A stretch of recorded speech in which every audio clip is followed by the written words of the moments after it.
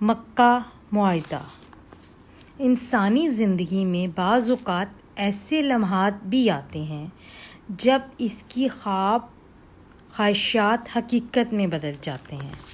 میرے ساتھ ایسا اس وقت ہوا جب مکہ معاہدہ ہوا تو مجھے اقبال شدت سے یاد آئے، جو تمام عمر یہ کہتے رہے کہ ایک ہو مسلم حرم کی پاسبانی کے لیے، نیل کے ساحل سے لے کر تابہا کاشغر۔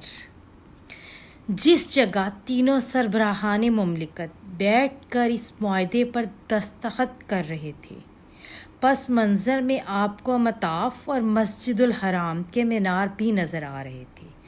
عمومی طور پر حکومتی سطح کے معاہدات دارالحکومت میں ہوا کرتے ہیں، لیکن ان تینوں ممالک کا مکہ المکرمہ کو اس معاہدے کے لیے منتخب کرنا بہت کچھ بتاتا ہے۔ دنیا کو یہ پیغام دیا جا رہا ہے کہ ہمیشہ سے مسلمانوں کا مرکز کعبہ ہے۔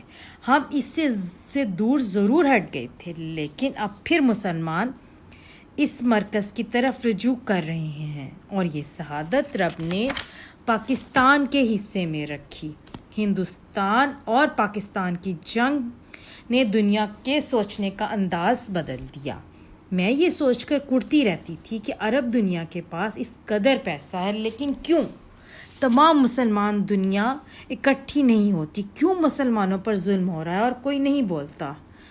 مسلم ممالک مسلمان پر مظالم کرنے والوں سے دوستی کیے ہوئے ہیں، لیکن وہ وقت لے آیا کہ مسلمانوں کو احساس ہوا کہ اسلام سے تعلق کی بنا پر مسلمان ایک قوم ہے، وہ جہاں بھی بستے ہوں۔ اسلام کے صدر اول کے بعد جب دین مذہب میں بدل گیا تو قومیت کا نظریہ بھی نگاہوں سے اوجھل ہو گیا۔ پھر اقبال جیسا مفکر پیدا ہوا اور وہ اس حقیقت تک پہنچے کہ امت محمدیہ کا نسلوں اور وطنوں کی تفریق میں بٹ جانا اسلام کی بنیادی حقیقت کے خلاف ہے۔ 1905 میں جب اقبال کی عمر 30 برس تھی، جب وہ حصول تعلیم کے لیے یورپ گئے اور 3 سال وہاں رہے۔ یہ وہ زمانہ تھا جب اقوام یورپ نیشنلزم کی مداح تھی۔ اقبال نیشنلسٹ ذہن لے کر یورپ گئے۔ ان کو تو متشدد نیشنلسٹ ہو جانا چاہیے تھا، لیکن مورخ کی نگاہ یہ دیکھ کر محو حیرت رہ جاتی ہے کہ وہ گئے تو یہ کہتے ہوئے تھے، ہندی ہیں ہم، وطن ہے سارا جہاں ہمارا، اور واپس آئے یہ کہتے ہوئے، چین و عرب ہمارا، ہندوستان ہمارا، مسلم ہیں ہم، وطن ہے سارا جہاں ہمارا۔ وہ گئے تو یہ گنگناتے ہوئے کہ خاک وطن کا مجھ کو ہر ذرہ دیوتا ہے، اور واپس آئے تو یہ راگ الاپتے ہوئے، ان تازہ خداؤں میں بڑا سب سے وطن ہے، جو پیرہن اس کا ہے وہ مذہب کا کفن ہے۔ وہ گئے تو یہ کہتے ہوئے، سارے جہاں سے اچھا ہندوستان ہمارا، ہم بلبلیں ہیں اس کی یہ گلستان ہمارا، اور واپس آئے یہ اعلان کرتے ہوئے، نرالا سارے جہاں سے اس کو عرب کے معمار نے بنایا، بنا ہمارے سارے ملت کی اتحاد وطن نہیں ہے۔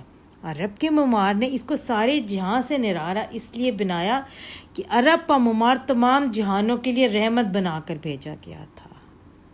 اس نے تمام انسانیت کو ایک پلیٹ فارم پر جمع کرنا تھا۔